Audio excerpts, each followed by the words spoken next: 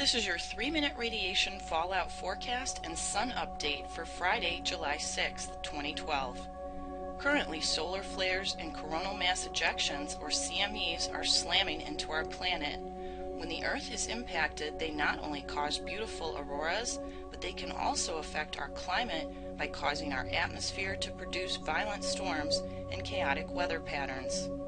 They also heat the Earth's outer mantle, causing tectonic plates to shift, resulting in earthquakes. These solar flares can also affect our space satellites, radio transmissions, and can cause instant power grid failure.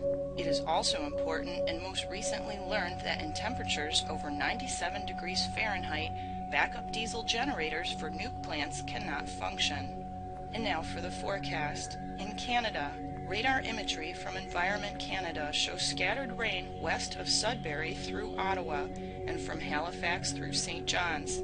Due to the current positioning of the jet stream and tropopause, all precipitation moving through Ontario and Quebec over the weekend should be treated as high risk. In the U.S., radar from Intellicast shows scattered rain in 24 states, from Idaho down to Texas, from Louisiana and the southern states up to Indiana, and moving across the upper peninsula of Michigan.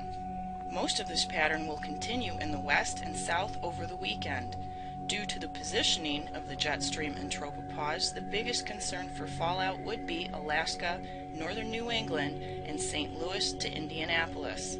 Pattern changes will bring cooler temps to the U.S. next week, but fallout risk will increase for the Midwest. In Europe, the following Western European cities have rain forecasted for the weekend, as well as other precipitating factors creating a high-risk fallout scenario: London, Paris, Stockholm, Berlin, and Vienna. Recent spikes in radiation levels across the U.S. and parts of Canada could be attributed to the wildfires out west. A quarter century after the Chernobyl meltdown, forests surrounding the Ukrainian nuclear power plant still are soaked with radiation. Cesium and other radioactive materials released after the accident are locked up in trees, mainly the bark and needles of Scots pines. Some of the highest concentrations of fallout were found in Boulder, Colorado, reported by the USGS from samples taken a year ago. We have no idea what those levels are now, but we should have more information soon as independent researchers step up and fill the gap, and will be publishing recent up-to-date findings in the next few months. This message has been brought to you by Radchick and the Orion Talk Radio Network. We care about you because your government doesn't. Stay safe.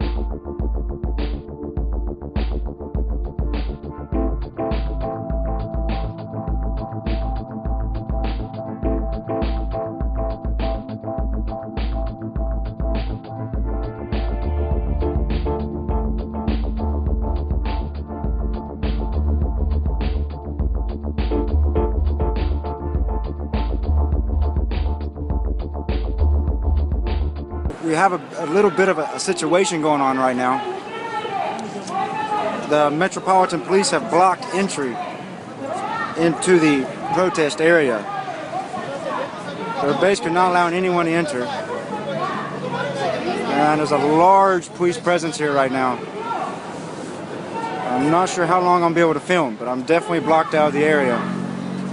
We're right across the street from it. And we're having zero access to it.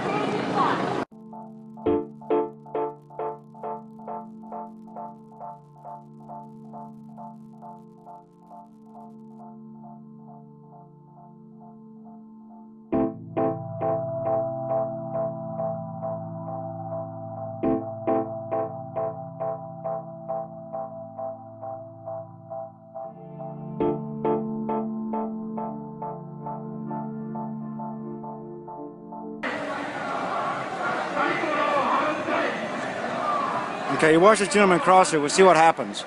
If he's able to get across safely. Oh, they're going to stop him.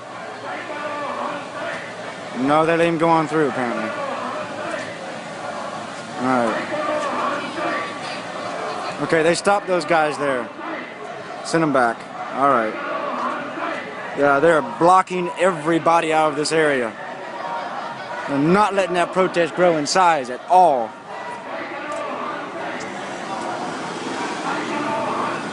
So, the people that got here early enough were lucky. As soon as the police realized this was happening again, they jumped in on this and blocked this off and blocked this out in a manner I've never seen before. Totally new tactic by the Japanese police to limit the protesting.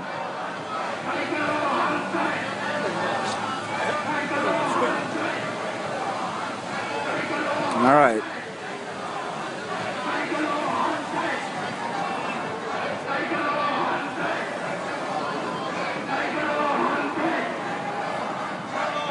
All right, yeah.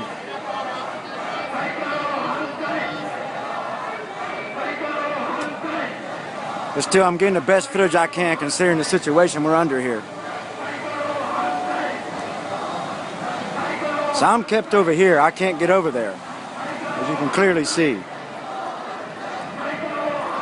You can't get any footage from over there.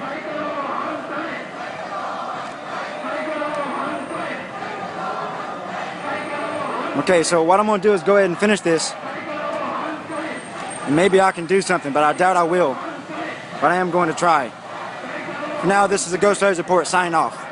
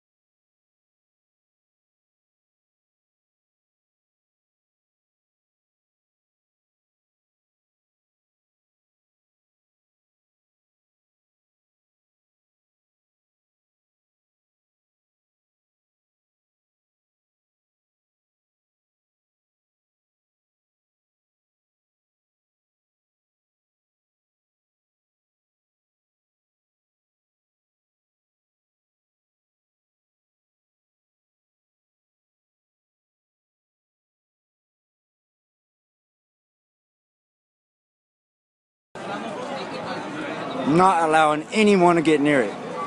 Not allowing anyone to join. They've clamped down on protesting here. We're all kept pretty far away from it, as you can see.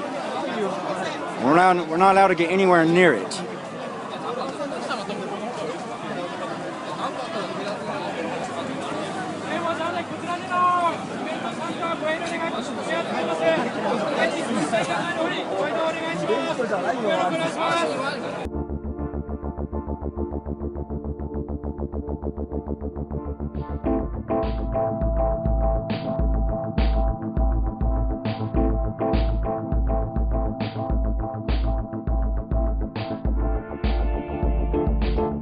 It's happening.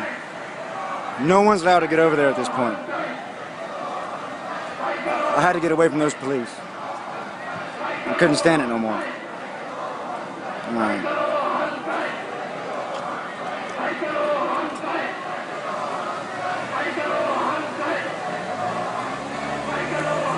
Yeah, I kind of had to lie to get my way up this far. To even make it here.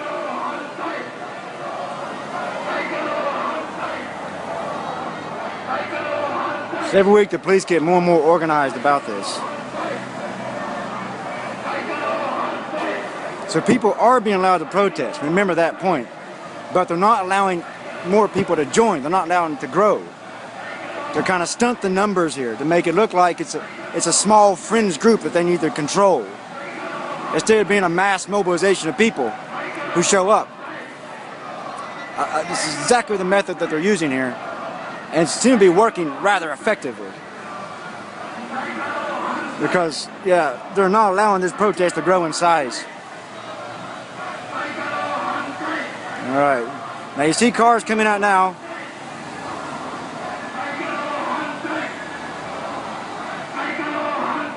Alright here. Okay, the protesters are getting louder.